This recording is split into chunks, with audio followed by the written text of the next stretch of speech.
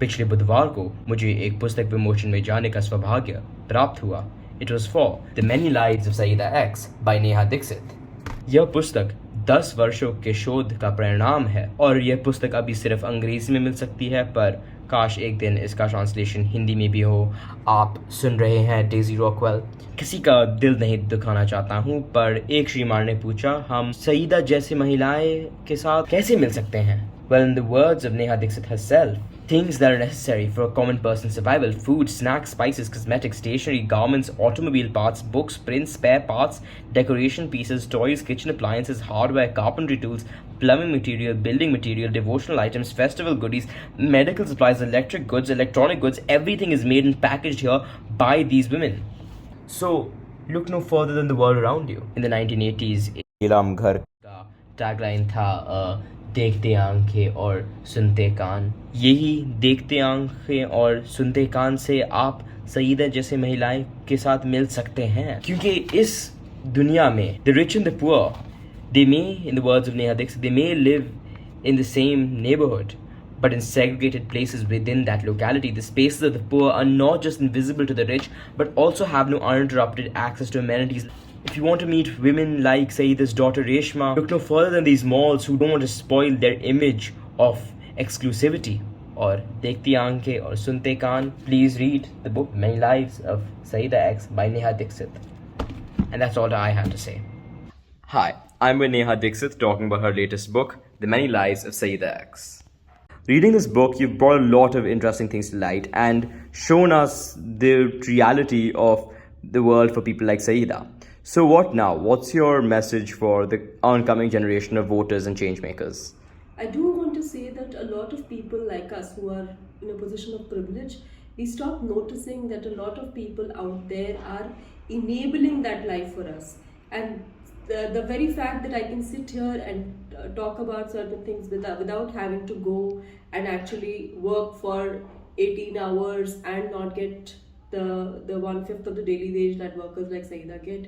And so, which is why the onus lies on us, a lot of us who comes from a position of privilege, to start noticing what comes our way. So if you are, for example, I'm wearing a pair of denims and it is actually taking a lot of time for any worker to make that denim and still get 1/5 of the daily wage.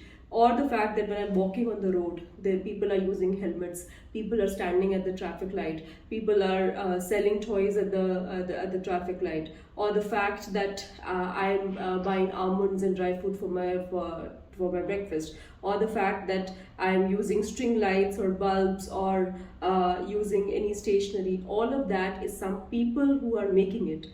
And from people who are in positions of privilege have stopped noticing that the people in the world, majority of the people, are enabling that life for us. So what I want to say is, let's start observing the things that come our way. Who are the people who are making them? Who are the people who are bringing it to you? And are they actually getting the same equal opportunities that people in positions of privilege are getting? So that is really important. And particularly young people who are about to vote, we have to see that there is a stake in us, a stake for us in the way the things are done, in the way the governments are run, in the way the governments are elected. If it affects your education, it affects your employment, it also affects your beliefs and the worldview that you have, that can only be sustained if everybody gets that equal opportunity. So if you don't participate in it, you are not enabling a world that is equal for everyone. So that is why it's very important. जब लोग बार बार आपको सईदा और सईदा की दुनिया के बारे में पूछते हैं और आपको बार बार उन्हें सईदा की दुनिया के बारे में बताना है, गालिब का एक शेर है, दर्द दिल लिखूं कब तक, जाऊं उनको दिखलाऊं, उंगलियां फिगार अपनी, खामा खून चका अपना। तब इस शेर से कितना सहमत हैं? ये जो कहानियाँ हैं, जब हम अपने बारे में कहानियाँ बताते हैं और जब औरों की कहानियाँ भी सुनते हैं, तो बहुत सारी ऐसी चीज़ें हैं जो हमने छुपा के रखी हुई हैं, जो हम बताते नहीं हैं। तो ये किताब लिखते वक्त भी हाँ ऐसा लगता है, जिनकी बातें मैंने बताई है उनके लिए बार बार अपनी मेमोरी में जाना और अपनी पुरानी ज़िंदगी में जाना और वो चीज़ें निकाल के लाना भी उतना ही दुख से भरा हुआ है जितना कि मुझे बताने में है। मगर मेरी यहाँ पे प्रिविलेज है कि मैं इसके बारे में बार बार बता सकती हूँ, क्योंकि मैंने वो नहीं सहा जो इस किताब में लोगों ने सहा है। तो जितना भी बता सकूंगी मैं ज़रूर बताऊंगी इसके बारे में. Did you have a structure or end point in mind, or did Saida's world guide you through this book? I did not have an endpoint or the starting point.